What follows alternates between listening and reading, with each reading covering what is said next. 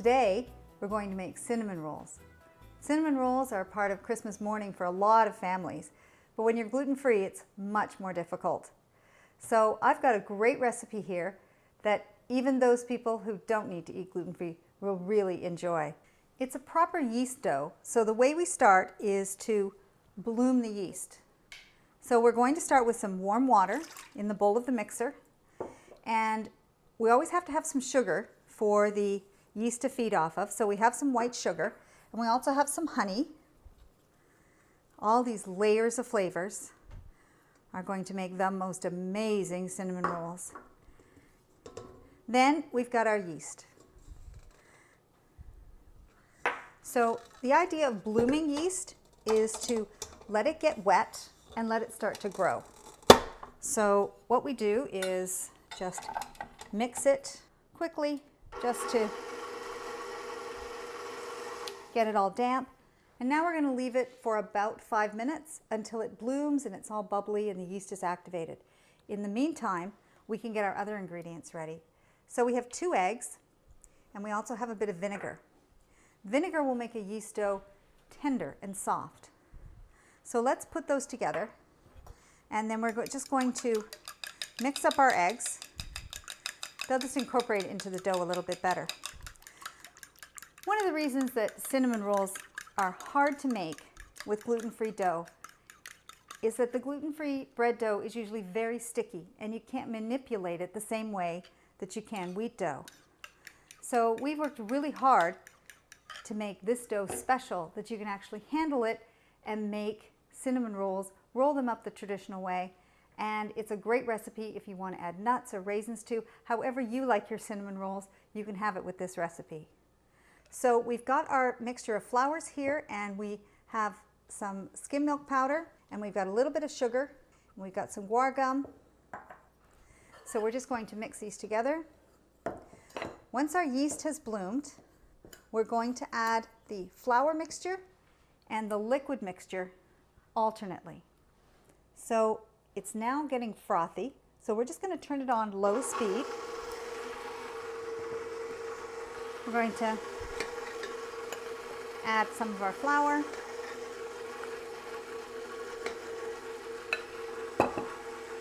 some egg. This is a very rich dough. Some more flour. The addition of the honey really adds to feed the yeast and make this dough rise really nicely. Some more egg.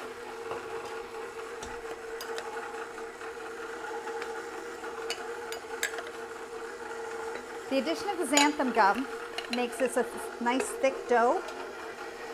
But when you add that much xanthan gum, you have to counteract it with other moisture.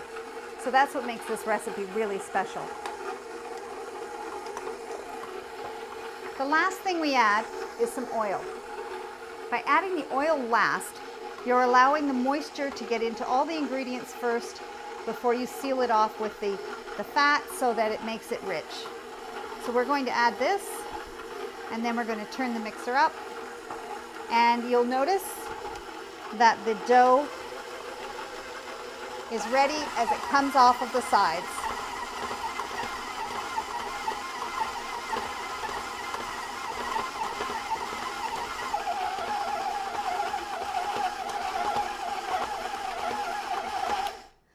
So that didn't take very long. So the dough is all nicely incorporated, and let me show you what it looks like.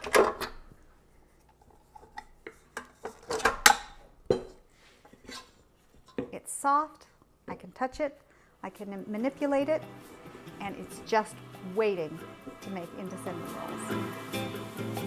rolls. So we've made the dough for the cinnamon rolls, and I'm joined by my daughter Deanna, who's going to help me make them up. It's a fun thing to do as a family at Christmas. So here we go. So what we're going to do is we're going to roll these out to about 9 by 16. Okay.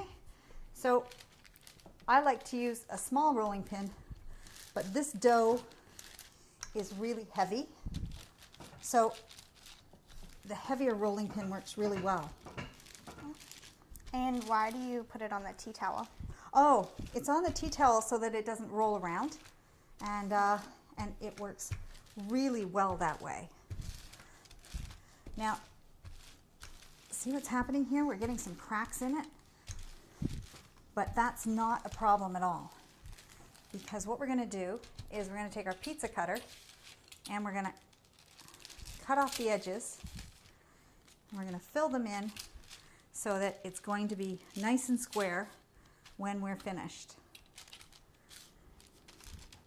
Okay, this is one of the few doughs that you don't need to work with other paper, because it's not very sticky, which is really uncommon for a gluten-free dough. So don't be concerned at all if you're patching it together, because it's got to rise and it's not going to look anything like this when we're done. So the 9 by 16, when I said that, so you're going to make it about the size of your pan or a little bit bigger. So I think that's about right. So you can still see it's fairly thick. So Deanna, do you want to brush some butter on? Yep. So this butter is going to hold the cinnamon and sugar on, but we're going to leave the bottom portion without the butter on. Yeah, be really generous. You can use the whole thing. And again, this butter makes it nice and rich, and it helps the sugar to melt, and the cinnamon, and it caramelizes it a little bit. So yeah, just lather it right on there. And for the top edge, you can go right up to the top. Okay. And while Deanna's doing that, I'm going to mix together some milk and egg. This dough is quite strong, but we want to use a bit of glue to keep it so that it doesn't unwind as it's rising and as it's baking. How are we doing there? How about you go out to these edges too? Okay, that looks really good. Okay, great. So now we've got a mixture here of brown sugar and cinnamon. So Deanna, can you take and put half of that on here? Again, you don't have to be very particular. This is a great thing to have even small children do, because they can put it on and you can just even it out for them. If there's little bits that didn't get the brown sugar on, does it go all the way to the edges? All the way to the edges except at the bottom. Okay. So yeah, you can put it on nice and thick.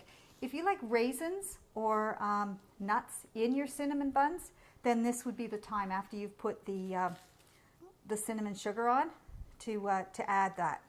So yeah, let's put a little bit more on down to the bottom. Yeah, there we go. Okay, so now we can just spread this out. Okay, there's no wrong way to do this.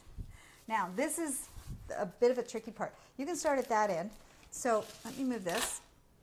So we're going to roll this up, and don't be at all concerned if it looks like it's cracking. We're going to roll it up nice and firm, nice and tight and firm.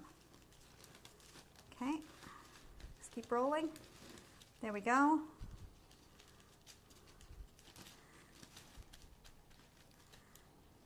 Oh, they're going to come out nice and big, aren't they? Yeah. Okay, before we finish, this is where we take our egg mixture. Yeah, let's just move this more onto the table. And we're going to put it on that portion that we didn't put the butter on earlier. And this is just going to help us lock these together. And we're going to do that again once we slice them as well. So let's do one more turn. There we go. Ah, even up the ends. Okay, so Deanna, what I'm going to do is I'm going to make the stuff that goes in the bottom of the pan. Okay. And if you would cut this, what we're going to do is cut it in half. Okay. And then we're going to cut it in quarters. And then you're going to cut it in thirds. Okay. Okay? Yep. So let's switch places here. So what I have is I have the remainder of the sugar and cinnamon mixture. So in the bowl, we're going to put our second portion of butter. These are very rich. And we're going to put some corn syrup. With the addition of corn syrup, it makes the gooey stuff at the bottom not go hard. So we've got corn syrup and we've got a pinch of salt. Salt just intensifies the flavors a little bit. Now I'm just going to take a hand mixer. So what we're doing now is we're mixing up the butter, the brown sugar, cinnamon, and the corn syrup. And we want to get it really nice and creamy.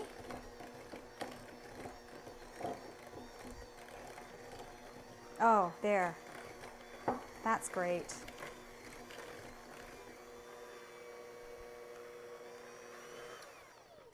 Okay, let's spread this butter, syrup, cinnamon mixture on the bottom of the pan. So remember how we invert them after? So this ends up being the top. Oh, right. Yeah. You guys are always excited to watch me because we do it in one fell swoop. Okay, so there we go. Let's get all of that on there. Okay, terrific. Now, those are cut through. So what we're going to do is we're going to flatten them a little bit and then we're going to spread them out.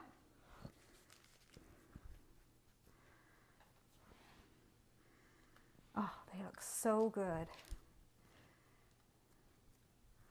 And then I've got a nice warm spot. I turned the oven on earlier to just warm, and I've turned it off again. And it's just nice and warm inside. And these are going to rise in there for about 15 minutes. And then we're going to remove them. And then we're going to heat the oven up properly.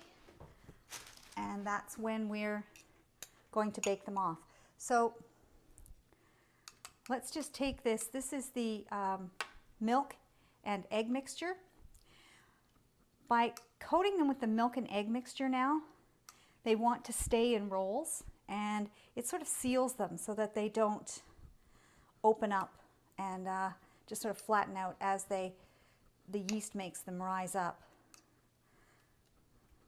So here we go. Okay, so can you wait? I'm excited. Okay, so let's put these in a nice warm spot, and we'll come back when they're risen in about 20 minutes. So the cinnamon rolls have been rising for about 20 minutes. They've risen, but they aren't attached to each other, so they haven't finished rising. And this is one of the things with this dough. You want to put them in the oven when they look like this, and they'll rise more. So they're ready to go now. They've got all that slurry on the bottom, and we're going to put them in the oven. They'll be ready in about 30 minutes. So the buzzer just went. You ready to take them out? Yep. Okay. Cinnamon buns are ready. Oh, look at those. Oh, wow. So, are you ready? Yes. Okay, here we go. Are you really ready? Yes. They look so good. They do look so good. And this is when we put the pecans on top. Well, they're still nice and gooey. And we can take the other gooiness here that landed near them from the pan and put this over top as they melt. Oh, look at that. Can you think of anything better on Christmas morning than waking up to nice warm cinnamon buns? I don't think so. So someone was telling me the other day they make this recipe and they make it the night before on Christmas Eve and they put it in the fridge and it rises really slowly in the fridge. And then when they get up the next morning, they turn the oven on, bring them out, let them rise again, and then put them in the oven. And there's nice, fresh, warm cinnamon buns for Christmas morning. Doesn't get much better than that. And now you can make fresh, hot cinnamon buns in your own home kitchen. Can't wait to do that. I know, I'm so excited.